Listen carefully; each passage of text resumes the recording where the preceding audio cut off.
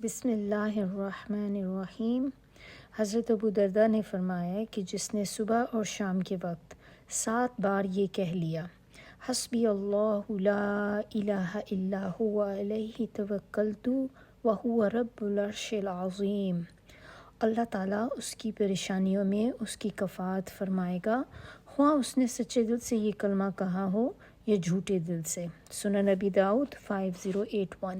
آج کل کے اتنے بابرکت دن ہیں کہ اتنے انسان کا دل چاہتا ہے کہ ہم زیادہ سے زیادہ نیکیاں کریں، نیکیوں میں آگے نکل جائیں، دوڑ لگائیں نیکیوں کی، لیکن انسان جتنا بھی کر لے آخر آپ کتنا کر لیں گے؟ ایک انسان کی ایک کیپیسٹی ہوتی ہے، ہم تھک جاتے ہیں، پھر ہمیں ہوتا ہے کہ اچھا اور کتنی نیکیاں ہم کر سکتے ہیں۔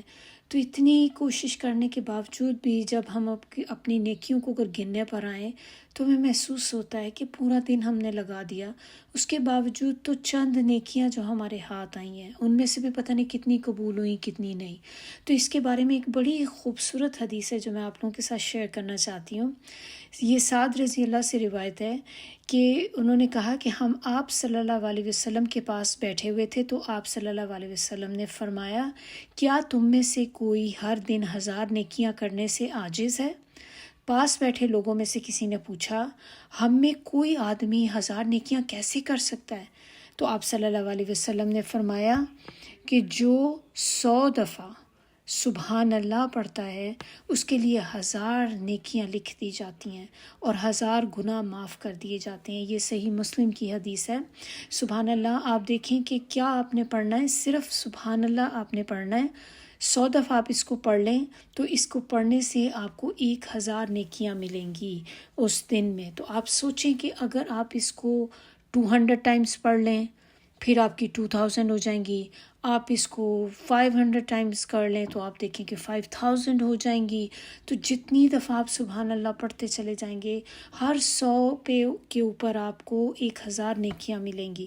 اسی طرح اگر آپ دیکھیں کہ جو ہم درود پاک پڑھتے ہیں نبی صلی اللہ علیہ وسلم کے اوپر، آپ کو پڑھنے پر ایک دفعہ آپ درود پڑھتے ہیں تو آپ کو 10 نیکیاں ملتی ہیں، 10 گناہ معاف ہوتے ہیں اور 10 درجات اس کے بلند ہوتے ہیں۔ اسی طرح ایک اور حدیث ہے، سیدنا انس رضی اللہ سے روایت ہے کہ مدینے میں مؤذن مغرب کی اذان کہتا، ہم سب ستونوں کی طرف دوڑتے اور 2 رکعتیں پڑھتے۔ لوگ اس کثرت سے 2 رکعتیں پڑھتے کہ اجنبی یہ گمان کرتا کہ مغرب کی جماعت ہو چکی ہے۔ یہ صحیح مسلم کی حدیث ہے۔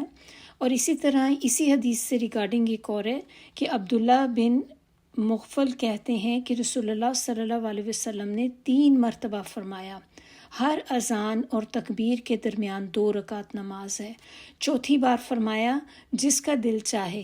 یہ اس لیے فرمایا کہ کہیں لوگ اسے سنت موقدہ نہ بنا لیں۔ یہ بھی صحیح مسلم کی روایت ہے۔ تو اس سے ہمیں کیا بات پتہ چلتی ہے کہ مغرب کی نماز جب ہم پڑھتے ہیں فرض نماز، تو اس سے پہلے بھی 2 سنت آپ پڑھ سکتے ہیں۔ یہ ایسے ہی ہے جیسے ہمارے لیے ایک ایکسٹرا کریڈٹ ہے، اگر آپ اس کو نہیں پڑھتے تو آپ کے لیے کوئی گناہ نہیں ہے، لیکن اگر آپ پڑھیں گے تو ظاہر ہے آپ کو اس کا ریوارڈ ملے گا۔ اور چونکہ ہمیں صحابہ کرام کی زندگی سے ہمیں یہ پتہ چلتا ہے کہ وہ لوگ بھی اس کا اہتمام کیا کرتے تھے، جیسے ہی مغرب کی اذان ہوتی تھی تو وہ لوگ بھاگ کے ستونوں کی طرف جاتے تھے اور یہ نماز کو کوشش کرتے تھے کہ ہم پڑھیں۔ تو اسی طرح ہم لوگ بھی اپنی کوشش کریں گے کہ خاص طور پہ ان دنوں میں اور اس کے بعد بھی کنٹینیو رکھیں کہ جب بھی مغرب کی اذان ہو تو اس وقت جلدی سے 2 نفل ادا کر لیں، کیونکہ آپ دیکھیں جتنے زیادہ آپ نفل پڑھیں گی، نماز پڑھیں گی، سنت اس طرح سے، آپ کے اتنے زیادہ سجدے ہوں گے، اور جتنے سجدے ہوں گے تو آپ سجدہ کس کے؟ اللہ کے آگے کر رہے ہیں نا، تو ایک ایک سجدہ جو ہے وہ آپ کو اللہ تعالیٰ کے قریب لے کے جاتا ہے۔ تو اسی طرح اللہ تعالیٰ کرے کہ ہم لوگوں کے سجدوں کی اتنی کثرت ہو جائے کہ جس کی وجہ سے ہمیں اللہ کا قرب حاصل ہو جائے، نبی صلی اللہ علیہ وسلم کا قرب حاصل ہو جائے، نبی صلی اللہ علیہ وسلم کی شفاعت حاصل ہو جائے اس دن ہمیں۔ تو انشاءاللہ تھوڑی سی چیزیں ہیں لیکن چھوٹی چیزیں ہیں مگر بہت زیادہ ریوارڈنگ ہے، اجر بہت زیادہ ہے، اور آئی ایم شیور کہ ان میں سے بہت سی چیزیں کچھ ایسی بھی ہوں گی جو ہمیں پہلے نہیں پتہ تھیں اور ہمیں پتہ چلیں، کیونکہ مغرب کی جو 2 سنتیں ہیں یہ ایسی چیز ہے کہ جو بہت زیادہ لوگ اس کے بارے میں نہیں جانتے۔ تو انشاءاللہ ہم نے کوشش کرنی ہے کہ جتنا زیادہ ہم عمل کر سکیں اللہ تعالیٰ ہم سب کو توفیق عطا کرے اور اللہ تعالیٰ ہم سے قبول فرما لے۔ سبحانک اللہم و بحمدک، نشہد ان لا الہ الا انت، نستغفرک و نتوب الیک۔